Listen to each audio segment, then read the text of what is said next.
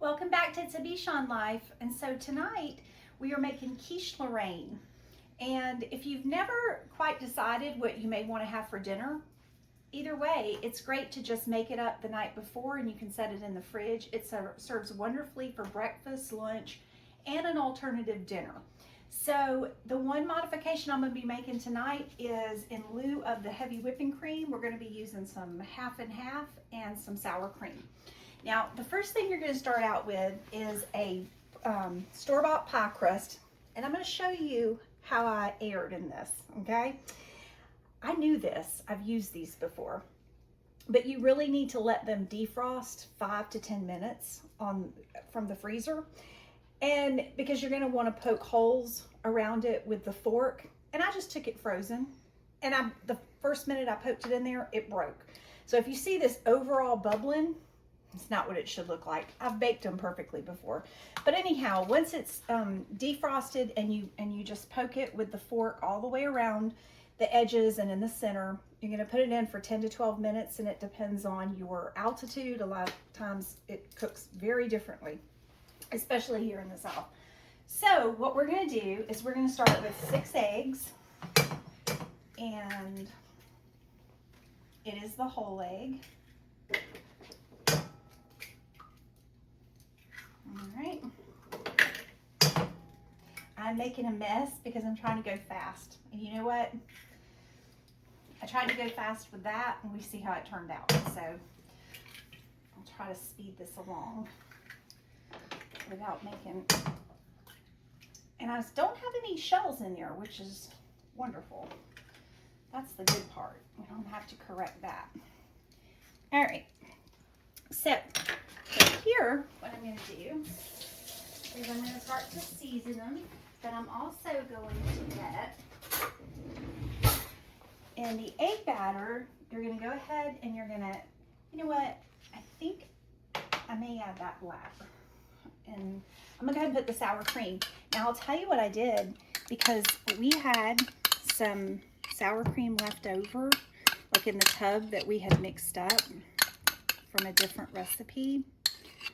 And it had Hidden Valley Ranch in it. And I asked my husband, because I have a whole new one in the refrigerator, but I actually have plans for it already. And I was like, do you mind if we just go ahead and use that? He was like, I don't know. All right, so this is about a half a cup of half and half, not heavy whipping cream. And I substituted that because I put the sour cream in it. So I basically just split the difference. All right, and then from there, you're just going to want to salt it to taste. We're not heavy salt eaters, so you're just going to have to do what you feel your taste buds are. I'd say a 1/4 teaspoon would be more than enough. And then 1/4 to a half a teaspoon. That was black pepper? 1/4 to a half a teaspoon of black pepper. And then, you've seen any of the, oh, you know what? That was garlic powder. I thought that was the okay, so I don't need that. I thought that was the salt-free seasoning, but we'll just skip that. And I'm going to tell you, I'm not going to put much of this Tony Sachet in here, just a little bit, because we'll probably end up adding it to the top. Then, what I did, and you know what? Hold on. Let's back up for a moment, because we're going to blend this first, okay, before, one second. There we go. That's better. All right. We're going to go ahead and blend this first. I've done this before. This is terrible. Hold on. This is my life. My computer doesn't work. Have you tried plugging it in? Have you tried restarting it? Lord, I work for a guy My that's blender doesn't work. Have you tried It blending? must be the motherboard. No, Okay. it's the plug. All right. So there we go. Here we go. Back on. It's not going to do it because it's the wrong. That's the tea kettle. This is a blooper segment. All right, people, follow the cord. If your kitchen's probably a little less cluttered than mine here, but all right. So here we go. Taking our chances. Yep. Now the hand mixer. I personally cannot work with a hand mixer because I was raised on KitchenAid, and the stand mixers. I've tried one. I just didn't like it because now on this it wouldn't have mattered. But if you're doing a heavy cake where you have to whip a lot of air, or a pie with heavier consistencies, I just like the stand mixer. So it's a personal preference, and I really believe it's just what you learn to use. All right, so the second part of this calls for a cup of cheese. Now that's a half a cup. It says to layer it, okay? But I'm not gonna do that. I'm only gonna layer our bacon. Now, I would say this is less than maybe a quarter a cup of onions, but what I did was I took a pack of microwavable bacon and I put it in the air cooker for about 5 minutes, drained it on both sides, but the leftover bacon grease, I chopped up the white onion and I threw it in there and then mixed it in the bacon grease and threw it back in for about 3 minutes just to kind of soften them. So what I'm gonna do is I am just gonna go ahead and throw these in here along with the cheese. And then I'm just gonna layer the bacon on the bottom of it, okay? And we'll just kind of, yeah, it's gonna need some more cheese for sure. I don't think anyone complains of cheese. Well, it just had too much cheese. But I think what I will do is after I get that poured in, I'm gonna layer it on the top so that it browns nice. But in the meantime, we're gonna take, and this was about 8 to 9 strips of, it was actually Hormel Black Label, which I like that. I mean, it kind of varies because you get good and you get bad ones. Sometimes you get really thicker ones, but this was very lean. I mean, you can see the way it cooked up. It didn't have a lot of fat. And you see what I'm saying? My top, there's still crust under it. There's still crust down in there, but that top layer that broke, but that's okay. By the time the egg gets in there, it's gonna be fine. Put some more in there. And then, so you might be able to use less. You might be able to use less than, I would say a good 8 strips, but that may have been an extra one. Man rule, never use less bacon. That's what my Bichon says. She says there can never be too much meat. Meat lovers quiche. So I guess it, for a lot of men, my husband isn't really crazy about quiche, but I had this extra pie shell, and I thought, you know what? I'm gonna use that before it gets freezer burned because it's been in there about 2 weeks, already being open. So.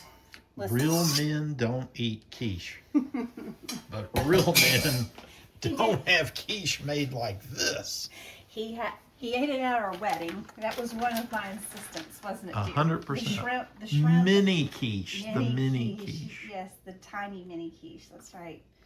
Of course, they came from Sam's Wholesale, and The only place to get your mini quiche. Well, it's the variety because they have the bacon and the spinach, and then I forget what the other third one is. Let me throw that away.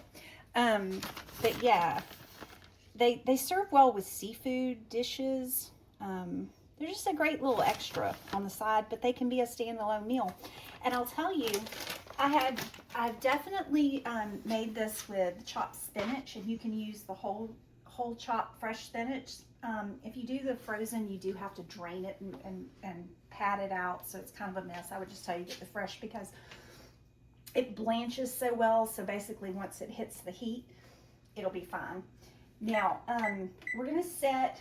It calls for 325. I'm gonna meet it somewhere in the middle because it wants up to 30 minutes to cook on that. So we're gonna do 335. And we're gonna cut this short, and we're gonna come back because I'm gonna try it for about 20 minutes and see if we can't beat the timer. So, but the original, if you truly want to do it, the only reason I'm experimenting with that is because the original called for 1 whole cup of heavy whipping cream, and because I did the sour cream and the half and half, I think it kind of cheated some of the cooking process with the thickness of it. So I'm just going to test it out, but we'll be back and we'll let you know how it comes out, okay? All right, so we're back. So the timing was a little off on the recipe, and I'm going to tell you about the corrections. So it said 325 for 30 minutes. Now, I've never cooked anything on 325 or below except a slow roast overnight, like at 225, 250 maybe. But so I thought that I could cheat it by less than 10 minutes. Don't do that. Just cook it on 350, which is what I've always done, because it took basically 40 minutes for this to bake. So you're just going to have to watch it, and the key is to take the center of it with a knife. If it comes out clean, it's done. I would also, this one actually has been setting closer to 10 minutes because we got distracted. But yeah, so I would say 350 to 35 minutes, and depending on, you know, the altitude, just, I guess, a variable of things. But I thought, well, I think I can cheat this because I put the sour cream. But anyhow, all right, so that was the explanation of the temperature and the time. So I am going to cut this. And we've prepared a little plate. Is that a good enough slice, dear? Oh yeah. Yeah, is that good? And it is still warm. It was very, very hot. I just want to make sure. I'm gonna do that again, just to make sure it gets through the crust. Now I've torn the crust off, and that may actually be the side that I poked the hole in. That's probably my luck. I'll be quite honest. And he ain't going. He ain't going. There's always, if there's a will, there's a way. Now, you may not like that. I think that's exactly where that big bubble was on that initial crust. I have no doubt. My husband's not that picky. But just remember, when you take your crust out of the freezer, let it defrost. Please let it just defrost 5 to 10 minutes. And then poke the holes in it with the fork instead of what I did. So now at this point, I would say garnish it. You can hang tight right there, dear. I'm going to go ahead and get this out. And we did a little, dear, okay. We did a little different novelty with this, which is, I said, oh Lord, I have made quite the mess on that. That'll have to be washed tonight. But I asked him, I said, okay, so if I had my druthers, I would have garnished it with a little bit of parsley or whatever. And I said, you know what? We have, what did I do with that? Just keep focusing. I tell you, I really wish that I could get ahead of this game. That he and I are the only producers, and our Bichon is not even to be seen at this moment. But anyhow, so we had some of this that we got at Publix, which is Herdez from Publix. Publix, yeah, but it's just a queso blanco dip. And I was like, do you want some of that on there? So I took probably a quarter. I'm not putting a quarter cup on here. He doesn't need that. But I put it in the air cooker.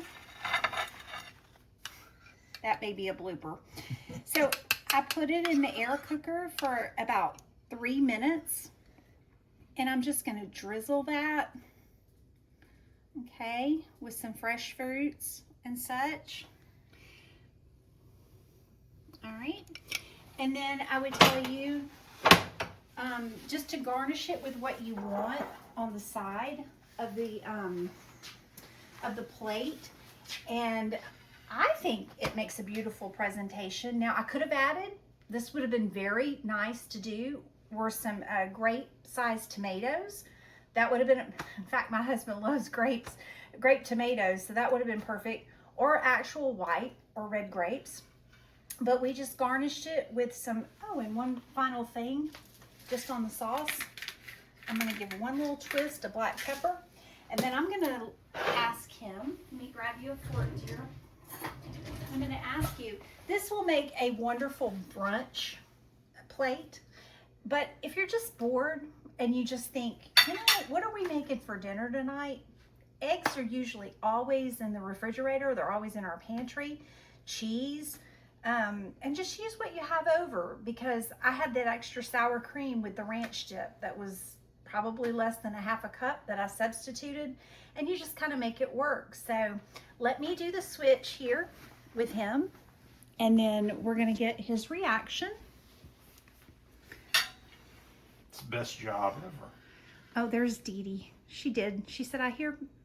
Anytime a plate gets tapped Yes. or slammed, Yes. she knows to come running.